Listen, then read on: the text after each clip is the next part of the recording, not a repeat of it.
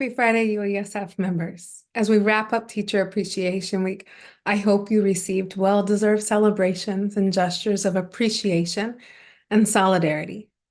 The cornerstones of our school communities are educators, students, and families together. And it's time for the California Department of Education and the district leadership to recognize that fact. On Tuesday, the Fiscal Crisis Management Assistance Team issued a scathing report on the fiscal health of the district, as well as many gross deficiencies in their internal management and protocols. At that same time, FCMAT stated very clearly that the district is nowhere near state takeover and that the most recent audit acknowledged the organization is moving in the right direction.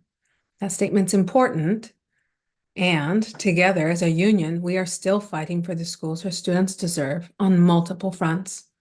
One is in holding management to a high standard and relentlessly forcing them to change a decades-long culture of informality, nepotism, and a lack of accountability. You and your colleagues, your students, and your families have had to confront the difficult reality of these failings firsthand, which is why you've been organizing to demand that accountability for years. Most of those responsible for the problems of today are no longer even working in SFUSD. A second front is the preparations underway with the California Alliance for Community Schools campaign, which you have been specifically hearing. The target is increased funding of education in the state of California. UESF has directly observed many of the structural deficiencies which FCMAT named and which we called out in 2 research papers this school year. But forcing any school district to provide high-quality education with only crumbs offered by our state, the 5th largest economy in the world, is criminal gaslighting. The state of California and the private corporation it contracts with to oversee districts, FCMAT, is not upholding public interest when they aren't taking responsibility for starving districts in the first place. In the recently completed contract struggle, you and your colleagues forced the current leadership of the district to realize rightfully that historic raises couldn't wait any longer. The district management did the right thing and agreed to implement a clear plan for meaningful and equitable educator raises, finally investing the money we knew they had all along.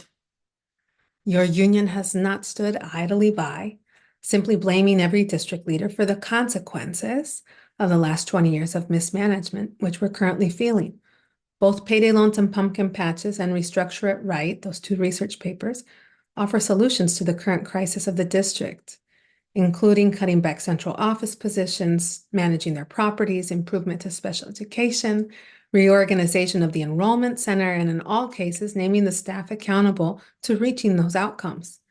It was our intense pressure that forced the district to stabilize the power crisis after all, and it is currently improving because of that power and relentlessness of your union. And we are still fighting for the schools our students deserve. The FCMAT report in conjunction with the audit report made it clear that the district is moving in the right direction. And as we said in a UESF statement released on May 7th, the California Department of Education's intervention in SFUSD's March budget qualification has the potential to directly oppose the interests of students and educators in our entire school communities.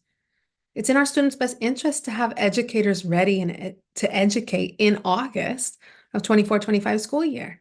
SFUSD was working with us to ensure those conditions by rescinding layoffs and most of what we can see growing vacancies for next school year. Having inherited decades of fiscal mismanagement, the current SFUSD leadership has committed to cutting central office budgets, reducing expensive unrepresented central management positions, and streamlining programs and services where possible.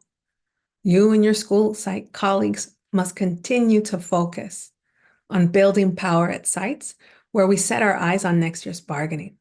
The lack of funding from the state of California will ultimately play a central role.